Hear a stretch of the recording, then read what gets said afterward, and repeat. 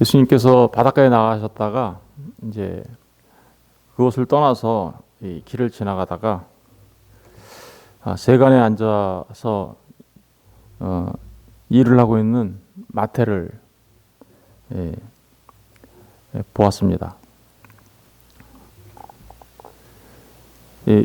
여기서 주님께서 마태를 보았다라는 것은 그냥 이렇게 봤다라는 게 아니에요. 유심히 봤다라는 거예요. 에이도라고 하는데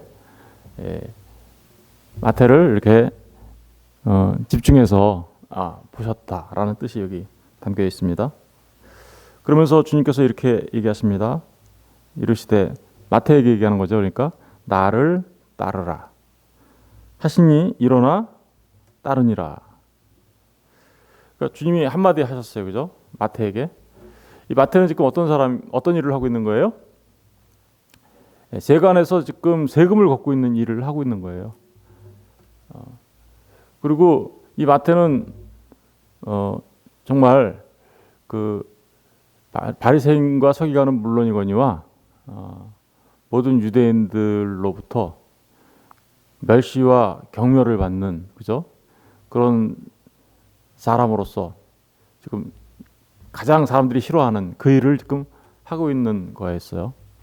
그런데 주님이 그를 부르자 그가 일어나 따르니라. 그가 일어나서 누구를 따랐다고요? 주님을 따랐다. 이 한국어 성경에는 일어나 따르니라 앞에 뭐가 있어야 되냐면요. 일어나 그를 따르니라. 예수님을 따르니라. 이렇게 분명하게 들어가 있어야 돼요. 근데 이렇게 번역이 그를이라는 말이 좀 덜 약간 생략되어 있는데 마태가 누구를 따랐다라는 겁니까? 예수님을 따랐다라고 얘기하고 있어요. 우리 누가복음 5장 잠깐 가서 볼까요? 그가 어떻게 따랐나? 누가복음 5장. 누가복음 5장 27절 28절 한번 읽어볼게요.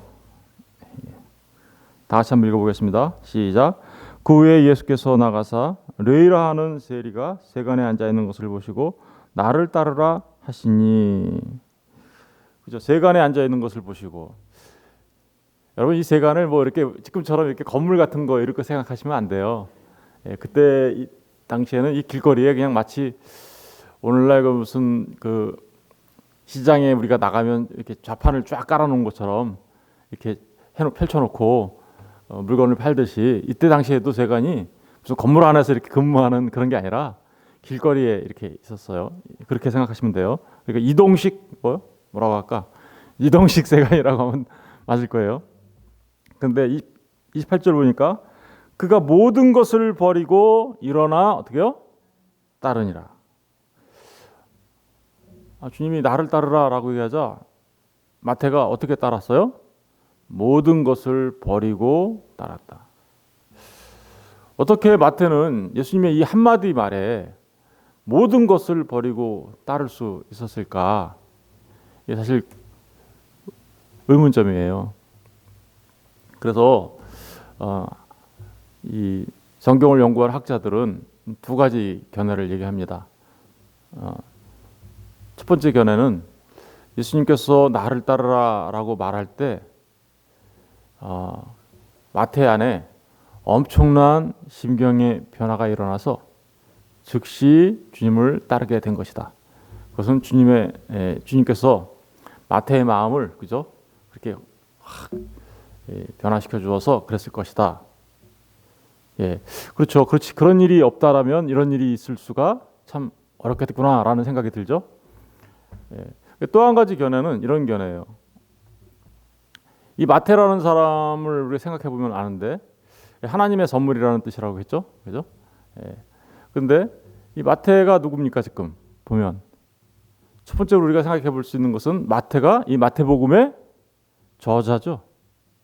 마태복음의 저자예요. 이 마태복음의 저자로서 마태는 산상수훈이나 이런 걸 기록하고 있는 거 보면 다른 복음서보다 어때요? 굉장히 아주 명료하고 정확하게 기록하고 있어요. 그렇다면 마태는 그 주님의 가르침을 그저 그 많은 무리들 틈에 끼어서 분명히 그 주님의 산상수훈의 가르침을 들었음이 분명하다라고 이렇게 이제 어떤 학자들은 추측하는 거예요. 그러니까 다시 말하면 주님의 말씀을 계속해서 들으면서 내가 여태까지 알고 있었던 그 가르침과는 확실히 다른 권위 있는 가르침인데 내가 여태까지 알고 있었던 것과는 전혀 다른 가르침을 가르치시는데 라는 생각을 하고 있었다라는 거죠. 그 주님의 말씀을 듣고 나서. 그리고 다시 일상으로 돌아와 세간론으로서 세리로서의 일을 하고 있었는데 그때 누가 온 거예요? 주님이 오셔서 나를 따르라 라고 말하자 마태는 자신의 인생을 이제 생각하게 된 거죠. 내가 여태까지 세리로서 그 멸시받고 그죠? 경멸받으면서 여태까지 내가 돈은 좀 벌었는지 모르겠는데 나의 삶의 모습은 정말 말할 수 없는 부끄러움과 말할 수 없는 후회와 그죠? 그런 생각을 마태가 하게 되었다. 그리고 주님의 그 따르라는 말 안에 그때부터 인생을 어떻게요? 모든 아까 누가복음에서 어때요? 모든 것을 버리고라고 돼 있잖아요. 모든 것을 버리고. 그러니까 지금까지 살아왔던 모든 삶에서 완전히 돌이켜라는 뜻이죠. 모든 것을 버리고.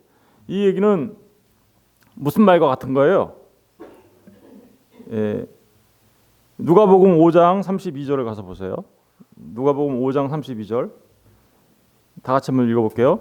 내가 의인을 부르러 온 것이 아니요 죄인을 불러 회개시키러 왔노라. 보세요. 마태의 모습은 어떤 모습이에요? 지금까지 살아왔던 그의 모든 삶에서 모든 것을 버리고 일어나 누굴 따라갔대요? 주님을 따라갔다. 여러분 이거를 한마디로 뭐라고 얘기할 수 있어요? 회개라고 할 수 있는 거죠. 여태까지 살아왔던 그 삶의 방향에서 모든 것을 버리고 돌이켜 누구를 따라가요? 주님을 따라가고 있는 거죠. 그러니까 주님이 나를 따르라고 마태를 부르자 마태는 자신의 인생을 완전히 뒤로 하고 이제는 주님을 따르게 된 것이죠. 참된 회개가 마태의 삶 속에서 일어나게 된 것입니다. 그리고 나를 따르라라는 그 말, 따른다라는 말 자체가 우리가 여러 가지 이제 의미들을 우리가 생각해 볼 수 있는데 전에도 한번 말씀드린 바 있기는 하지만 이 아꼴루데이라고 했나 그랬잖아요. 근데 이 두 개의 말이 합쳐진 거라 그랬잖아요. 이 아라는 말은 닮음, 같은 이런 말이고 그리고 켈루토스라는 말인데 그것은 길을 가다 이런 같은 길을 가다라는 의미거든요. 근데 같은 길을 가려면 주님이 나를 따르라라고 말했을 때 마태 안에는 어떤 일이 있어야 하냐면 앞으로 나의 삶에서 가장 귀한 삶의 보배는 삶의 보물은 바로 이분이다라는 그죠? 그런 마음이 있어서 주님을 따르게 된 것이죠. 여러분 그러니까 주님 따른다라는 말은 우리 삶의 가치관이 완전히 바뀌는 거예요.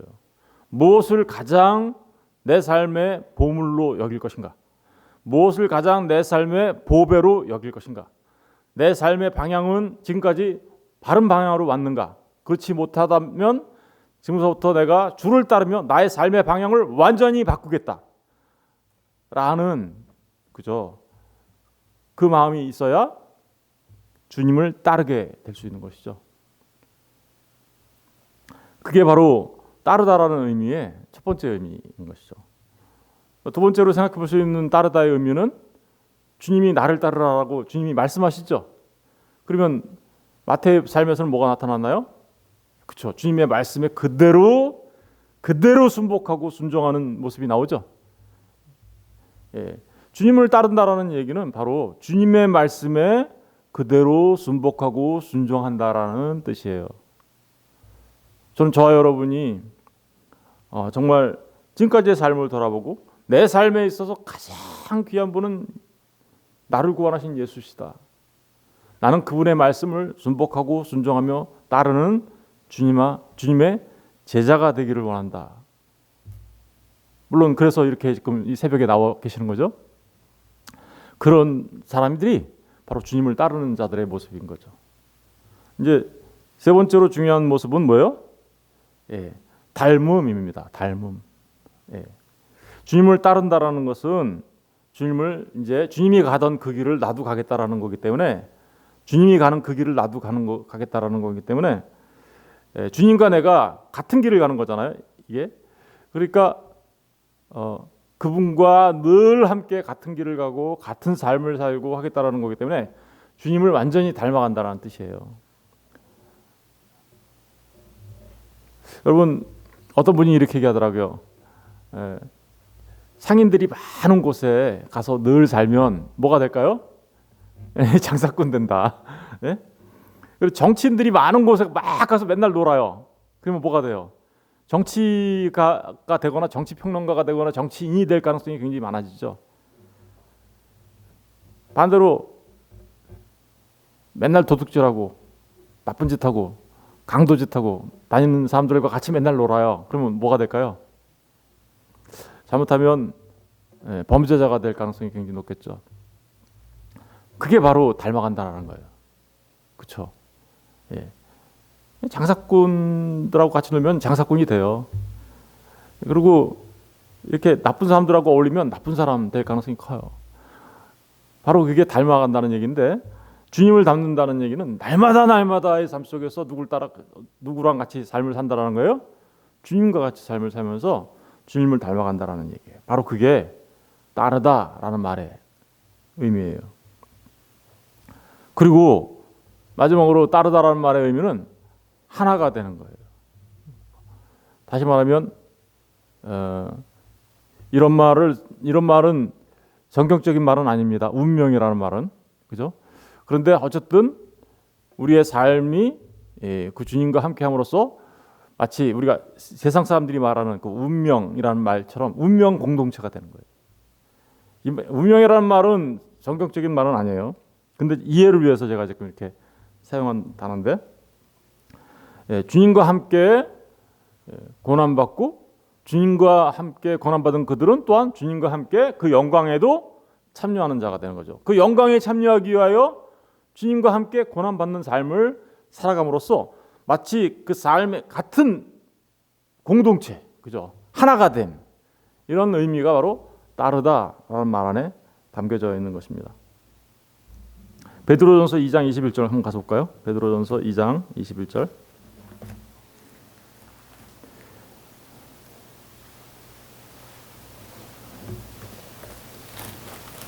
베드로전서 2장 21절. 다 같이 한번 읽어볼게요. 379페이지. 시작. 이를 위하여 너희가 부르심을 받았으니 그리스도도 너희를 위하여 고난을 받으사 너희에게 본을 끼쳐 그 자취를 따라오게 하려 하셨느니라. 그 자취를 어떻게요? 따라오게 하려 하셨느니라. 이게 바로 따르다라는 말의 뜻이겠죠. 너희가 부름을 받았다. 똑같이 부름을 받았죠. 여러분들도 똑같이 부름을 받으신 거예요. 그러면 이제 누구를 따라가요? 그죠.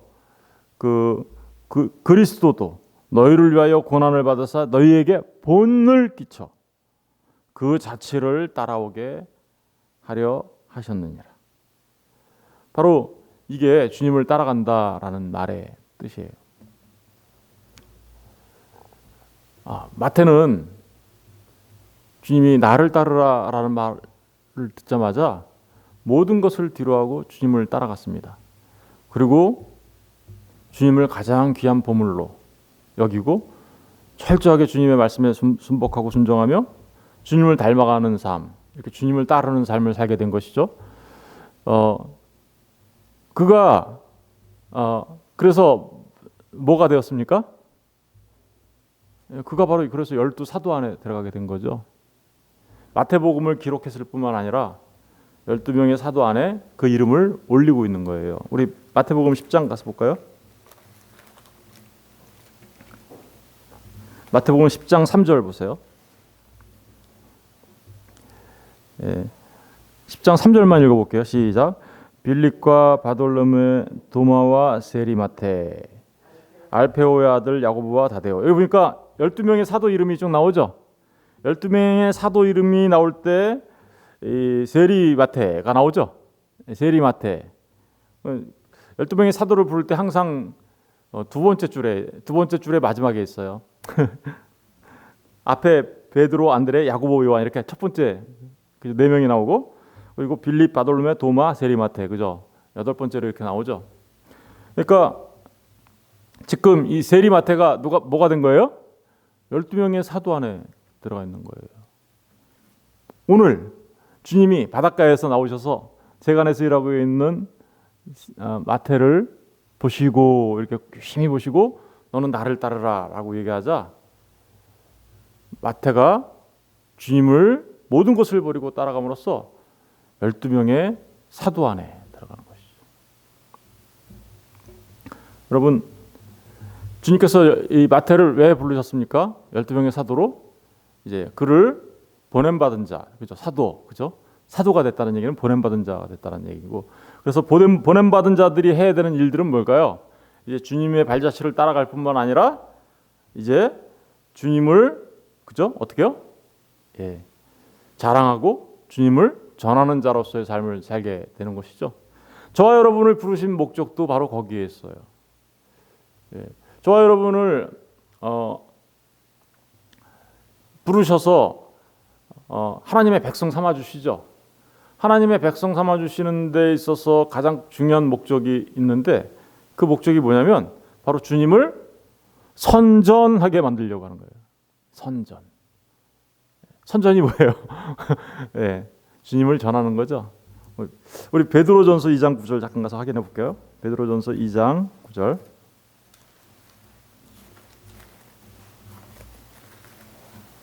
베드로전서 2장 9절.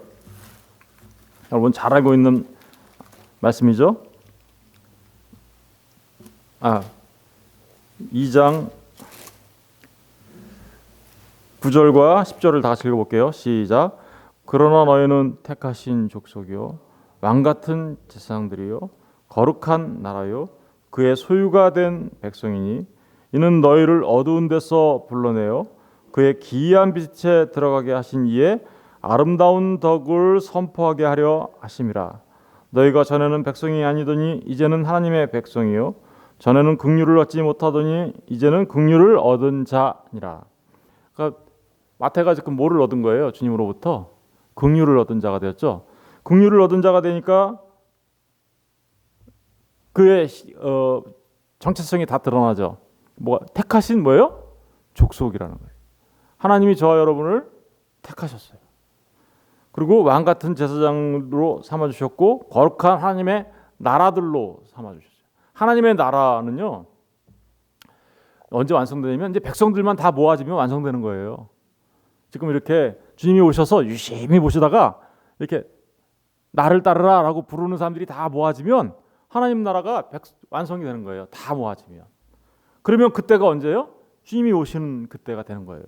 지금도 여전히 주님은 어떻게 해요? 사람들을 유심히 보시며 사람들을 사용하셔서 저와 여러분을 사용하셔서 그죠? 광고하고 선절하게 만드셔서 주님 앞에 오게 만드는 거죠. 그 일이 다 완성되면 주님이 다시 오시는 거예요. 그 얘기가 바로 그렇게 써 있죠. 거룩한 나라여 그의 소유가 된 백성이니 이는 너희를 어두운 데서 불러내어 그의 기이한 빛에 들어가게 하신 이의 아름다운 덕을 어떻게 해요? 선포하게 하려 하십니다. 이 선포라는 말이 옛날에는 선전하게 이렇게 번역했었어요. 그죠? 예, 그러니까 선포라는 건 뭐예요? 누구를 설득하는 선포와 설득은 다르죠. 설득은 누군가를 이렇게 그렇게 되도록 설명하고 설득하는 거지만 선포는 그게 아니에요. 그냥 있는 그 사실 진리 자체를 전하는 것뿐이에요. 그냥 그러면 누가 역사하시나요? 진짜 하나님의 백성들한테는 성령 하나님이 역사하셔서 택하신 족속이니까 그들에게는 성령 하나님이 역사하셔서 하나님의 백성을 불러 모으게 되는 것이죠. 마태가 바로 그렇게 12명의 사도 안에 들어가게 된 사람이 되었습니다. 이제 우리 마태복음 9장으로 다시 돌아가면 10절을 이제 읽어보겠습니다. 10절. 예수께서 마태의 집에서 앉아 음식을 잡수실 때 많은 세리와 죄인들이 와서 예수와 그의 제자들과 함께 앉았더니 예수님이 마태를 불러가지고 나를 따르라 하고 가신 곳이 어디예요? 가신 곳이 예수께서 마태의 집에서 마태의 집으로 갔네요, 그죠? 마태의 집으로 갔는데 앉아 음식을 잡수실 때에 주님이 앉아서 음식을 잡수신다라고 얘기하고 있어요. 그때 누구도 같이 있었어요? 많은 세리와 죄인들이 와서 예수와 그의 제자들과 함께 앉았더니 예수님이 이렇게 식사를 하시려고 앉으셨어요. 그러자 많은 세리와 죄인들도 누굴까요? 누가 불렀을까요? 이 사람들은 마태가 불렀겠죠, 그죠? 마태가 자기가 세리였으니까. 그리고 세리는 사람들로 하여금 어떻게 사람들이 뭐라고 얘기해요? 저 죄인들 이렇게 얘기하잖아요. 그러니까 마태의 친구들이 같이 오게 된 거죠. 마태가 뭐 한 거예요 지금? 사람들을 주님 앞으로 올 수 있도록 한 거죠. 그리고 자기 집에 올 수 있도록 했는데 거기서 지금 뭐 하고 있습니까? 같이 앉아서 뭐 하고 있는 거예요? 식사를 하고 있는 거죠. 잔치의 개념이에요. 이게 잔치. 여러분 이 말은 굉장히 중요한 말입니다. 여러분 이스라엘에서 물론 우리 한국에서도 마찬가지죠. 한국에서도 누가 누구랑 같이 식사를 한다라는 것은 이런 의미가 있죠. 너하고 나하고는 같은 거야. 이렇게 이런 의미가 있는 거예요.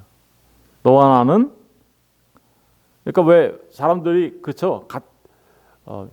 유유상종이라고 하죠, 그죠?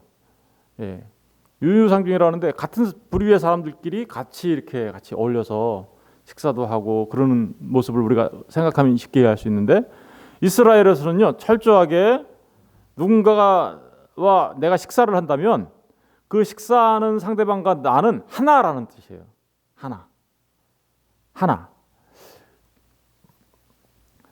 하나 된다라는 뜻이에요. 그러니까 같은 부류의 사람이라는 뜻이에요. 그러면 한번 생각해 볼게요. 주님이 마태의 집에 가서 마태의 집에서 많은 세리와 죄인들과 함께 식사를 하셨어요. 그럼 주님이 누구랑 같은 부류의 삶이라는 거예요? 1차적으로 이 말은 죄 없으신 주님이 죄인들과 그렇죠? 하나가 되었다라는 의미예요. 그러니까 이 말은 무슨 말을 하려고 하는 거냐면 주님이 우리의 죄를 죄 없으신 그분이 그죠? 우리의 죄를 짊어지시는 그 모습을 지금 첫 번째로 이야기하고 있는 거예요. 두 번째는 더 놀라운 사실은 원래 아까 제가 말씀드렸죠? 장사하시는 분들 틈에 가서 맨날 거기 있으면 뭐가 돼요? 장사꾼이 될 수 있죠, 그죠? 장사하는 사람이 될 수 있어요. 맨날 정치하는 사람들 틈에 끼어 있으면 정치인이 될 가능성이 커요. 그리고 나쁜 사람들 틈에 끼면 나쁜 사람이 될 가능성이 커요. 그러면 지금 세리와 죄인들 틈에 끼어 있으면 주님이 세리와 죄인이 되어야 되나요? 보통 사람들은 우리가 다 그렇게 됩니다. 그런데 반대 일이 일어나는 거죠. 어떤 일이 일어나는 거예요? 오히려 세리와 죄인들이 그들은 뭐 하는 사람들이었어요? 병든 자들이었죠. 그죠? 그래서 주님이 그들과 함께 할 때 주님이 아까 1차적으로는 주님이 그들과 하나가 되었다라는 의미가 있지만 주님이 그들과 함께 할 때 주님은 어떤 모습으로 오신 거예요? 의사로 온 거예요. 의사로. 그래서 뒤에 그 병든 자와 의사 얘기가 나오는 거죠. 의사로 오셔서 주님을 이들이 만나니까 이들이 어떤 일이 벌어진 거예요? 고침을 받는 일이 일어나게 된 거죠. 죄인이었던 그들이 주님을 만나자 의로우신 주님으로 인하여 그들이 어떻게 해요? 의롭게 여김을 받는 일이 있게 되는 거야 라는 것을 설명하고 있는 거예요. 그래서 병든 자들이었던 그들에게 어떻게 해요? 주님이 의사로 오셔서 그들을 건강한 자로 만드시는 것이죠. 바로 그런 얘기를 지금 하고 싶으신 거예요. 이 얘기가.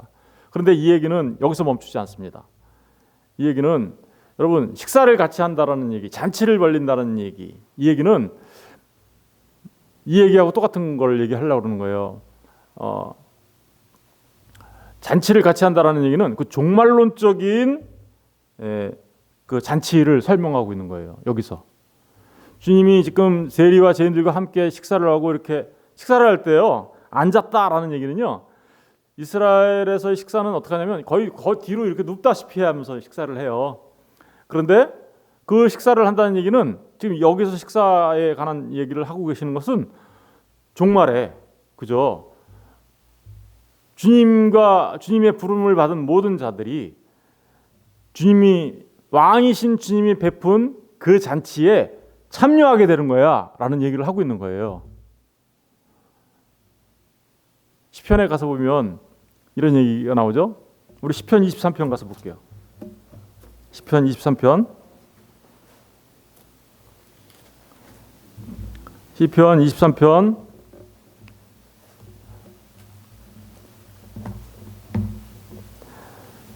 4절 5절 한번 읽어볼까요? 시작.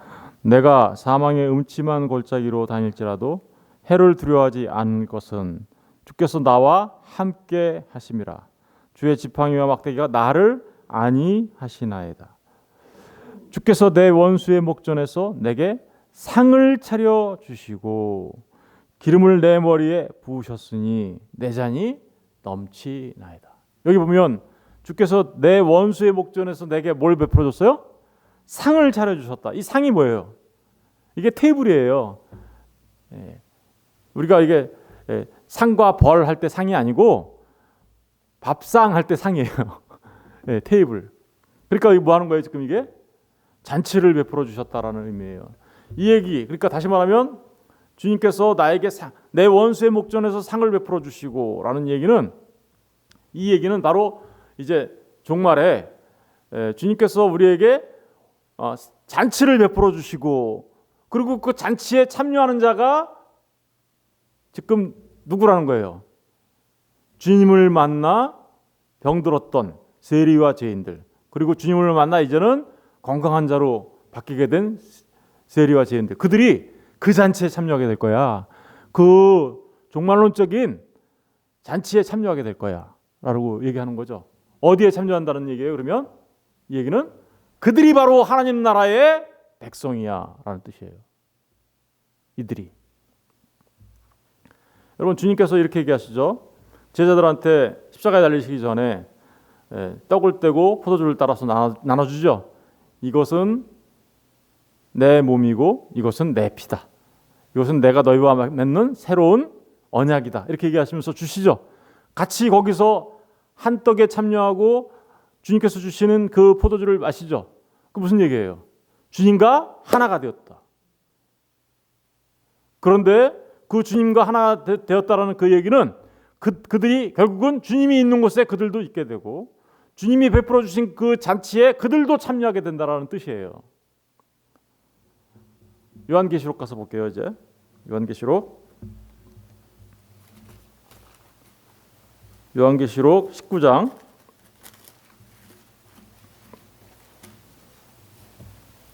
7절부터 한번 읽어볼게요. 다 보면 좋은데 시간이 없으니까 7절. 우리가 즐거워하고 크게 기뻐하며 그에게 영광을 돌리세 어린 양의 혼인 기약이 이르렀고 그의 아내가 자신을 준비하였으므로 그에게 빛나고 깨끗한 세마포 옷을 입도록 허락하셨으니 이 세마포 옷은 성도들의 옳은 행실이로다 하더라. 천사가 내게 말하기를 기록하라. 어린 양의 혼인 잔치에 청함을 받은 자들은 복이 있도다 하고 내게 말하되 이것은 하나님의 참되신 말씀이라 하기로. 여기 어린 양의 혼인 잔치에 어떻게 했다고요? 청함을 받은 자들. 이들은 잔치에 참여하게 되죠. 바로 주님이 식사를 그들과 함께 같이 했다는 얘기는 바로 이 종말론적인 잔치에 그들이 참여하게 될 것이다 라는 말이에요. 그리고 그들을 뭐라고 한대요? 여기 거기 보시면 또 내게 말하되 이것은 하나님의 참되신 말씀이다. 이렇게 돼 있죠. 사실은 이것이라고 번역하는 것보다 이 사람들은 이란 말이에요. 사실은 이 사람들은 거기 혼인잔치에 청함받은 사람들은 그죠? 그 사람들은 하나님의 참되신 말씀 이게 무슨 얘기냐면 이 사람들은 하나님의 참되신 말씀들이야 이런 뜻이에요. 어떻게 사람이 하나님의 참되신 말씀이에요? 그렇죠. 우리가 주님의 말씀대로 살았고 주님의 말씀대로 순복하고 주님을 따르는 자가 되어 주님의 그 진리의 말씀을 가진 자들이 되어서 마치 뭐처럼 됐다라는 거예요. 예수님을 완전히 닮은 말씀이신 예수님을 닮은 예수님의 사람으로 되어 있는 사람들, 그 사람들 말씀들, 그죠? 저와 여러분들도 주님의 말씀을 가진 사람들이죠. 예, 그 사람들이 그 잔치에 참여하는 자들이야. 여러분, 그러니까 주님이 마태의 집에 가서 많은 사람들과 함께 식사를 하셨다는 얘기는 바로 그들이 이 잔치에 참여하게 되는 자들이다 라는 내용을 말하고 있는 것입니다. 여러분, 저는 저와 여러분이 이제 정말 진정으로 주님을 따르는 자들 되시고 그래서 그 마지막 날에 있게 되는 이 잔치에 하나님의 말씀들이 다 되어 참여하는 하나님의 사람들 되시기를 주님의 이름으로 축원드립니다. 네, 기도하겠습니다.